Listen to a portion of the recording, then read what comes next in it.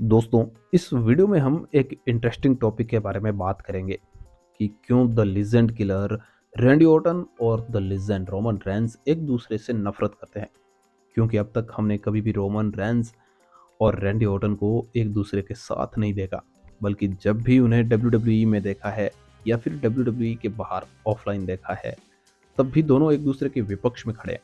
तो इस वीडियो में हम यही जानेंगे कि आखिर क्यों रैंडी ऑर्टन और रोमन रेंस एक दूसरे से इतनी नफरत करते हैं, और साथ ही बात करेंगे उस किस्से के जहां पर रोमन रेंस डब्ल्यू में नए थे और उनका रैंडी ऑर्टन के साथ बेस्ट करना उनके करियर के लिए भारी पड़ सकता था।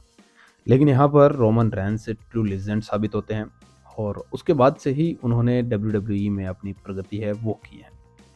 दोस्तों, बात है साल 2015 की, जब द शील्ड टूटी ही थी और रोमन रेंस अपना सिंगल्स करियर शुरू कर रहे थे।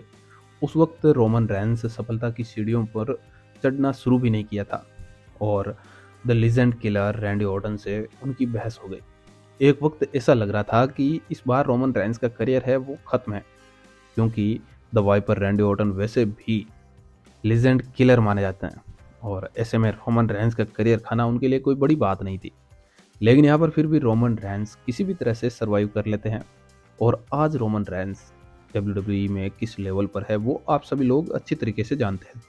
दोस्तों, बात है साल 2015 की, जब रोमन रेंस और रैंडी ऑर्टन एक दूसरे की विपरीत टीम में थे। यहाँ पर रोमन रेंस से थोड़ी सी मिस्टेक हो जाती है और रोमन रेंस अपने मूव को सही से परफॉर्म नहीं कर पाते हैं और इसके चलते रैंडी ऑर्टन को एक इंजरी भी हो सकती थी। इस बात को रोमन रेंस और रैंडी ऑर्टन दोनों ही अच्छी तरीके से जानते थे। लेकिन यहाँ पर रैंडी ऑर्टन है वो रोमन रेंस के ऊपर भड़क जाते हैं और इसके साथ ही इन दोनों सुपरस्टार्स के बीच है वो बहस हो जाती है और ये बहस काफ़ी ज़बरदस्त थी। और हालांकि ये बहस डब्ल्यू की ऑन द टीवी में नहीं था, क्योंकि ये एक डब्ल्यू का लाइव इवेंट था और इस दौरान ये दोनों सुपरस्टार आमने सामने हो गए थे। दोस्तों, उस वक्त एक बार तो लग रहा था कि यहाँ से रोमन रेंस का करियर है वो फिनिश है, क्योंकि यहाँ पर उस समय रोमन रेंस डब्ल्यू में कोई बड़ा नाम नहीं था। लेकिन रैंडी ऑर्टन डब्ल्यू के एक लेजेंड थे और उनके साथ बहस करना निश्चित रूप से रोमन रेंस के करियर के लिए एक खतरा था। लेकिन उस खतरे को रोमन रेंस ने किसी भी तरीके से सरवाइव किया और इसके बाद बारी आती है रोमन रेंस की, जहाँ पर रोमन रेंस ने बखूबी तरीके से रैंडी ऑर्टन से अपना बदला लिया। यहाँ पर दोस्तों, हम लोग जानते हैं कि हाल ही में रैंडी ऑर्टन ने अपना डब्ल्यू में रिटर्न किया, लेकिन इससे पहले वे 18 महीने तक रोमन रेंस और उनकी टीम दी ब्लड लाइन के कारण डब्ल्यू से बाहर रहे और उस वक्त रोमन रेंस और उनकी टीम ने रैंडी ऑर्टन को इंजर्ड कर दिया था और इसके चलते उन्हें डब्ल्यू से बाहर रहना पड़ा।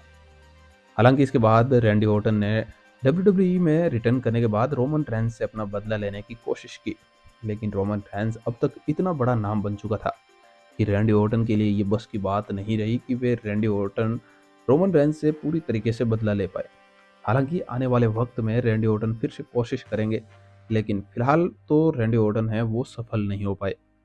तो दोस्तों, आपके क्या है ओपिनियन इस किस्से के बारे में, कमेंट बॉक्स में ज़रूर शेयर कीजिएगा। साथ ही अगर ये वीडियो पसंद आए तो इसे लाइक और शेयर करने के साथ हमारे यूट्यूब चैनल को सब्सक्राइब कर लीजिए। धन्यवाद।